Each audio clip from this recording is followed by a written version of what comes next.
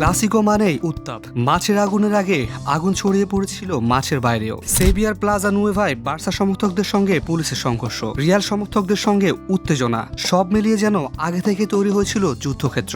বাকি ছিল শুধু 90 মিনিটের মহারণ। মাঠের লড়াইটি ঠিক তেমনই হলো। 28 মিনিটে পেদ্রির অনবদ্য গোলের মাধ্যমে বার্সা প্রথম স্পার্ক জ্বালায়। বিরতির পর 70 মিনিটে বদলি হিসেবে নামা কিলিয়ান এমবাপ্পে ম্যাচে ফেরান রিয়ালকে। এরপর 77 মিনিটে চুয়ামেনির হেডে রিয়াল এগিয়ে যায় 2-1 গোলে। তবে আনন্দ বেশিক্ষণ থাকেনি। ফেরান তোরেস 84 মিনিটে গোল করে বার্সাকে 2-2 সমতায় ফেরান। প্রতিযোগিতার উত্তেজনা তখন এমন চূড়ায় পৌঁছায় যে মনে হচ্ছিল সবকিছু শেষ হবে পেনাল্টি শুটআউটে, কিন্তু না। অতিরিক্ত সময়ের 116 মিনিটে রিয়ালের ভুলের সুযোগ নিয়ে দুর্দান্ত এক শটে জুলস কুন্দে আবার বার্সাকে এগিয়ে দেন। তারপর শুরু হয় এক নতুন নাটক লাল কার্ডের।